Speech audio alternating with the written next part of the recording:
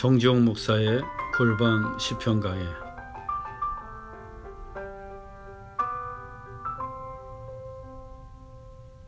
오늘은 시편 강해 8번째 시간입니다. 시편 7편 7절에서 17절까지의 말씀을 가지고 나의 의와 나의 성실함을 따라, 이 제목으로 하나님 말씀 나누겠습니다. 시편 7편의 표제는 다윗의 시가연, 즉 다윗이 심히 불안한 상태에서 불렀던 애가 슬픈 노래라고 했습니다. 다윗은 베냐민 지파의 굿이라는 자에게 거짓 모함을 당했는데 그 거짓 모함으로 인해 대적들에게 쫓겨다니고 있었습니다. 그들 손에 붙잡히기라도 한다면 다윗은 사나운 사자에게 찢기듯 온몸이 찢겨질 판이었습니다. 거짓 모함을 당한 것만 해도 억울한데 그 거짓 모함이 기정사실이 되고 그 일로 인해 목숨까지 위태롭게 된 것입니다. 우리도 가끔 뉴스를 통해 이와 비슷한 일을 접하게 됩니다. 어떤 사람이 죄를 짓지 않았는데 증거 조작과 강압적인 수사로 인해 유죄가 선고되고 감옥까지 갇힌 경우입니다. 그런데 10년 혹은 그 이상 감옥살이를 했는데 진범이 붙잡히거나 증거 조작이 밝혀졌습니다. 실제로 종종 일어나는 일입니다. 얼마나 억울하고 분하겠어요. 그 10년의 세월을 누가 보상해 줄 수 있겠습니까? 다윗은 재판을 받을 수도 없었습니다. 법정의 억울함을 호소할 수도 없었어요. 붙잡히는 날에는 목숨을 장담할 수 없을 정도로 위급했기 때문입니다. 그 위급한 상황에서 다윗은 주님께 피했습니다. 사람을 찾아다닌 게 아니라 주님께 피했어요. 주님께 피할 때 가장 안전하기 때문입니다. 그리고 자신의 억울함도 주님께 호소하며 자기를 거짓 모함한 자들을 심판해달라고 간청을 했습니다. 거짓 모함한 자들의 처리도 하나님의 손에 맡긴 것입니다. 그리고 오늘의 본문이 이렇게 이어집니다. 본문 7절로 8절입니다. 민족들의 모임이 줄을 두르게 하시고 그 위 높은 자리에 돌아오소서. 여호와께서 만민에게 심판을 행하시오니 여호와여, 나의 의와 나의 성실함을 따라 나를 심판하소서. 본문은 하나님의 심판 법정을 묘사한 것입니다. 모든 민족들이 빙 둘러서 모이고 그중 가장 높은 자리에 하나님이 앉아 계십니다. 그리고 만민을 심판하십니다. 일부가 아닙니다. 만민입니다. 만민. 모든 사람이 예외 없이 하나님의 심판을 받게 됩니다. 다윗은 세상 법정에서 공정한 재판을 기대할 수 없었습니다. 거짓 모함을 당했지만 법에 호소할 수가 없었어요. 대적들을 손에 붙잡히면 재판은커녕 목숨을 부지하기 어려웠기 때문입니다. 그래서 하나님의 법정에 호소를 한 것입니다. 공의로우신 하나님께서 심판해달라고 청을 하는 거예요. 그래서 자기의 억울함을 풀어달라고 합니다. 다윗이 이렇게 하나님께 청을 할 수 있는 근거는 하나님께서 만민을 심판하시는 분이기 때문입니다. 누구도 예외가 없습니다. 다윗을 거짓 고소한 자들도 마찬가지입니다. 또 세상 법정에서는 때때로 불의의 눈을 감고 불공정한 재판이 벌어지고 그래서 거짓 모함을 당해도 억울함을 밝혀내지 못할 때가 있습니다. 하지만 하나님의 심판은 다릅니다. 하나님의 심판은 언제나 공의롭습니다. 거짓 모함으로 하나님의 눈을 가릴 수 없습니다. 그러면 하나님께서는 무엇을 따라 심판하시는가? 다윗이 지금 무엇을 따라 심판을 받겠다고 합니까? 나의 의와 나의 성실함을 따라 나를 심판하소서. 여기에서 의와 성실함은 죄에 대해서 의롭고 거짓됨이 없음을 의미하는 것입니다.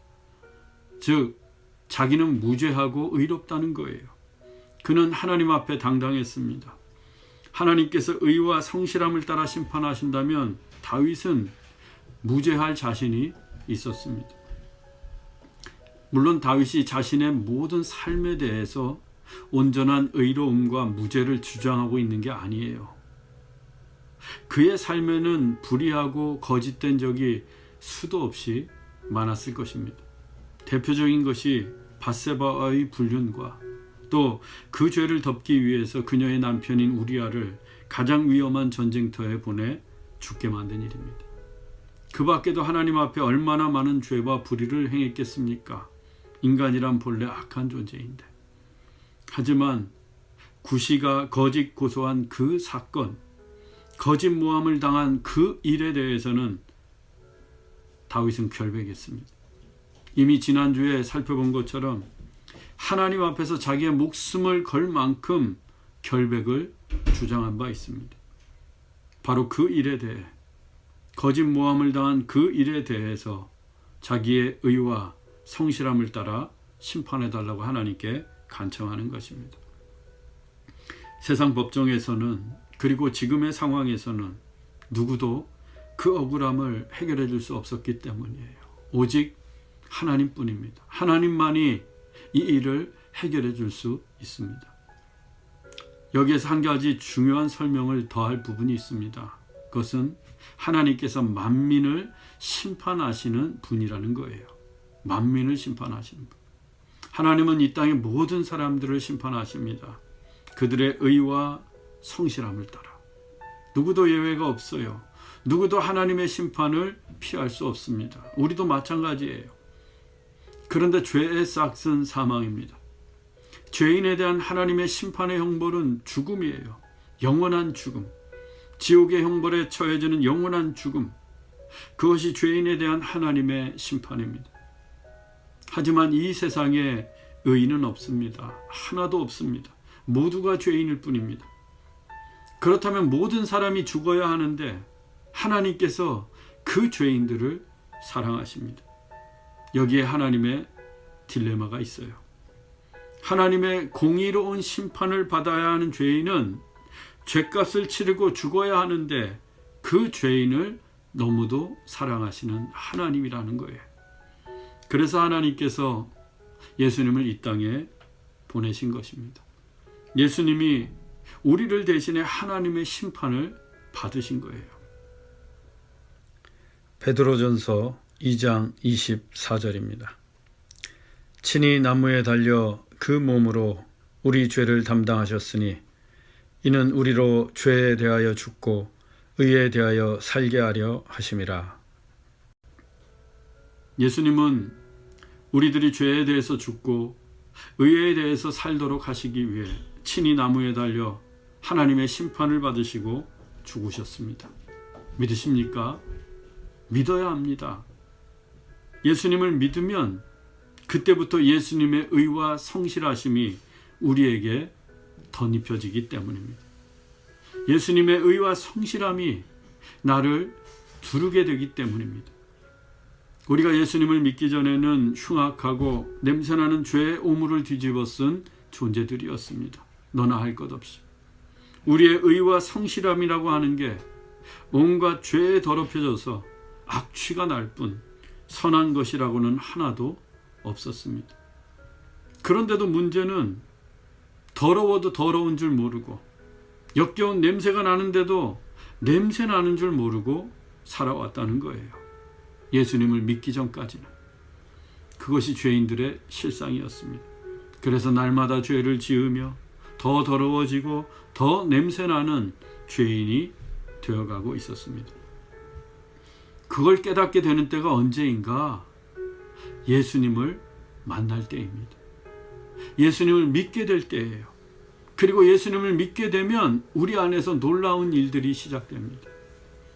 십자가에 달리신 예수님께서 당신의 보혈로 우리의 죄를 씻어주십니다. 우리의 더럽고 추한 죄를 깨끗이 남김없이 씻어주십니다. 그리고 당신의 의와 성실하심으로 우리를 덧입혀 주십니다. 그래서 하나님께서 나의 의와 성실함을 따라 심판하시는데 실제로는 누구의 의와 성실하심을 보시는 거예요? 예수님입니다. 나에게 덧입혀진 예수님의 의와 성실하심을 보십니다. 그런데 예수님의 의와 성실함은 흠이 없습니다. 완전 무결합니다. 그 완전하신 예수님의 의와 성실하심이 우리를 감싸고 있어요. 우리에게 덧입혀진 예수님의 의와 성실하심이 우리의 허다한 죄를 다 덮어주고 있습니다. 그래서 하나님의 눈에는 예수님의 완전하신 의, 완전하신 성실하심만 보입니다. 따라서 예수님을 믿으면 아무리 흉악한 죄인이라 할지라도 예수님만 믿으면 죽음에 이르지 않고 영생에 이르게 됩니다. 사망에서 생명으로 옮겨집니다. 구원받게 됩니다. 이것이 믿음의 신비이고 은혜입니다. 얼마나 놀라운 은혜입니까? 얼마나 신비로운 믿음입니까? 여러분, 예수님을 신실하게 믿으십시오. 우리 구주 예수님을 끝까지 믿으시기 바랍니다. 그래서 영생의 기쁨을 누리고 살아가시기를 주의 이름으로 축원합니다. 본문 9절로 10절입니다. 악인의 악을 끊고 의인을 세우소서. 의로우신 하나님이 사람의 마음과 양심을 감찰하시나이다. 나의 방패는 마음이 정직한 자를 구원하시는 하나님께 있도다. 다윗은 더욱 구체적으로 하나님의 심판을 의뢰합니다. 악인의 악을 끊고 의인을 세우소서. 본문에서 악인은 자기를 거짓 모함한 구시를 가리키고 의인은 다윗 자신입니다. 다윗은 자기를 거짓 모함한 구시의 악을 끊어주시고 그로 인해 억울한 일을 당한 자신을 세워달라고 호소합니다. 그 호소의 근거는 사람의 마음과 양심을 감찰하시는 하나님이었습니다. 인간의 법정에서는 유죄를 입증할 수 있는 물증이 있어야 합니다. 물증이 있어야 죗값을 물을 수가 있습니다. 이걸 증거재판주의라고 합니다. 반드시 증거에 의해서만 범죄 사실 인정을 허용한다는 주의로 형사소송의 대원칙입니다. 심증이 있어도 물증이 없으면 죄를 물을 수가 없습니다. 특히 형사소송에서는 피고가 자백한 범죄 사실도 증거가 충분치 않으면 인정받지 못합니다. 그래서 재판에서 물증이 대단히 중요합니다.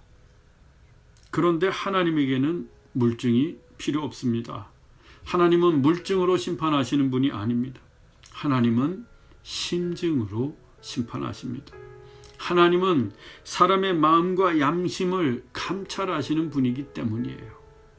그래서 예수님도 마음으로 음욕을 품는 자마다 이미 간음했다고 말씀하신 것입니다. 사람의 눈은 속일 수 있어도 하나님은 속일 수 없습니다. 아무리 감추려고 해도 감출 수 없습니다. 하나님께 다 드러나는 것이 우리의 마음과 양심이기 때문입니다. 다윗은 지금 구시로부터 거짓 모함을 당해 목숨이 위협받고 있는 처지입니다.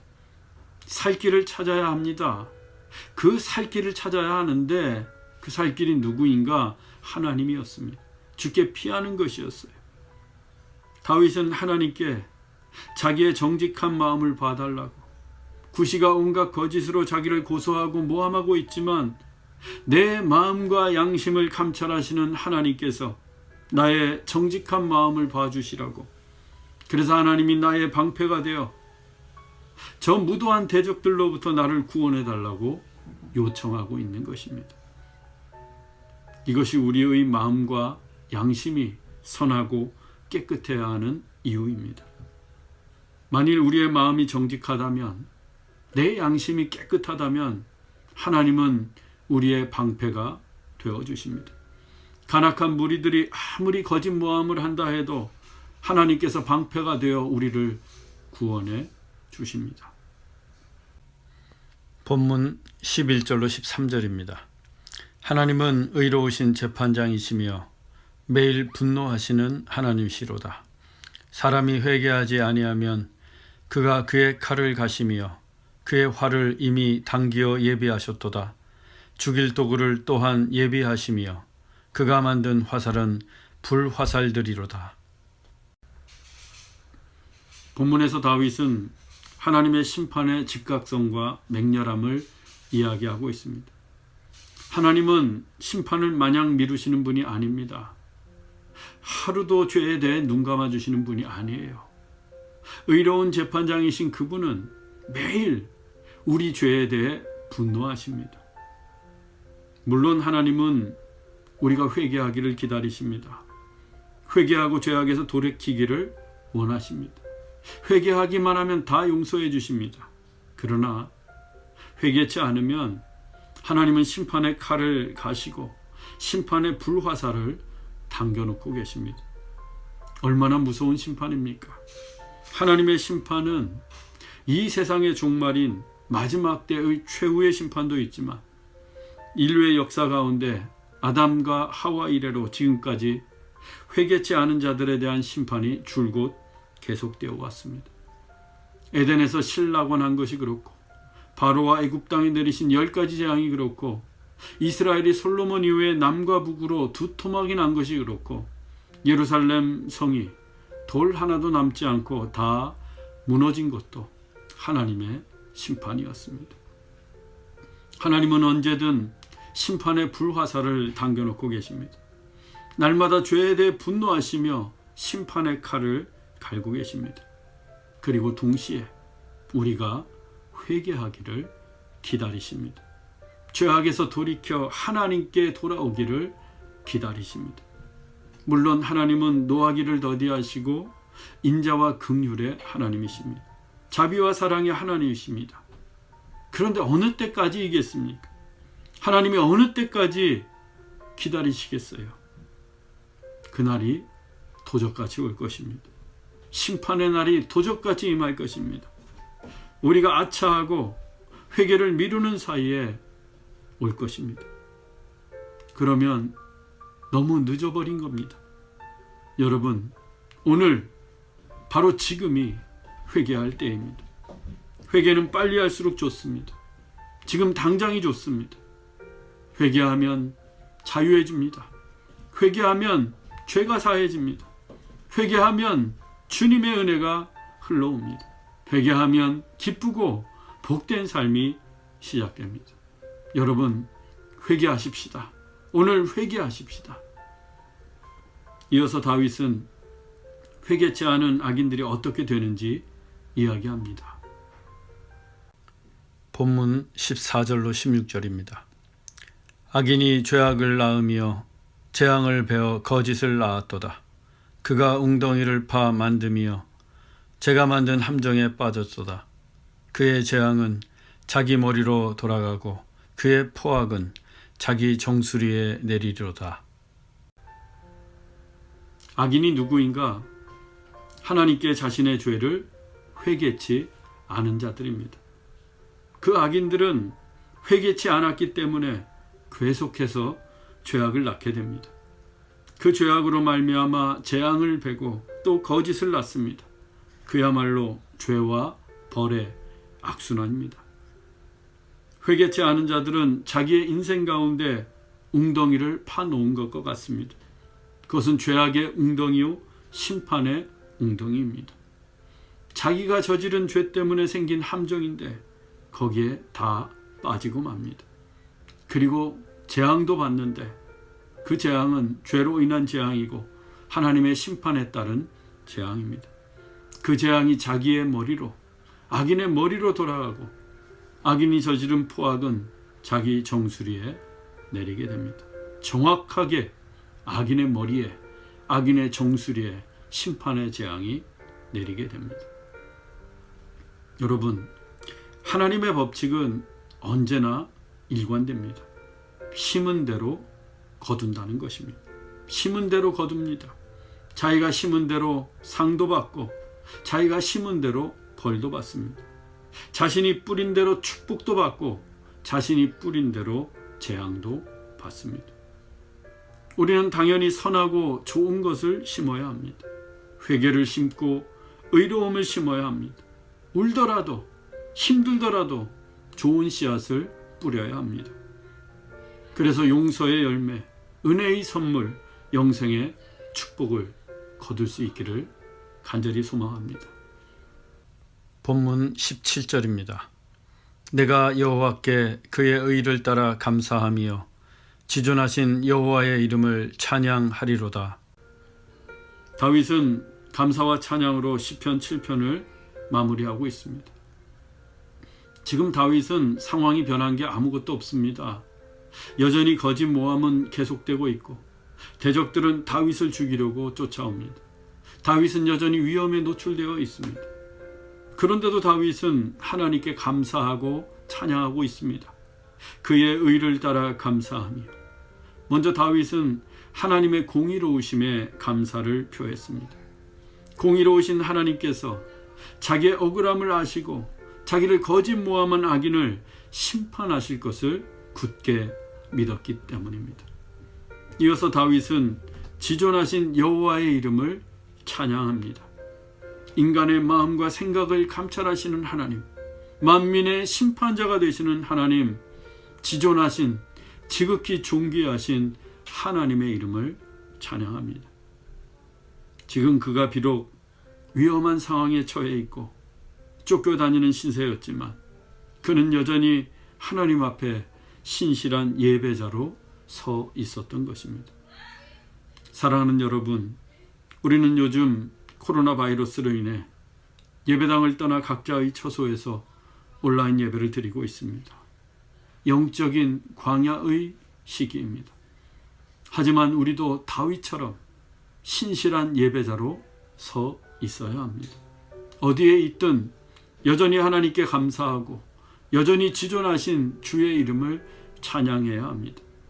그때 우리의 마음과 양심을 감찰하시는 하나님께서 우리를 광야에서 인도하시며 이 악한 세상에서 우리를 보호하시고 하늘의 놀라운 은혜와 축복을 부어주실 것입니다.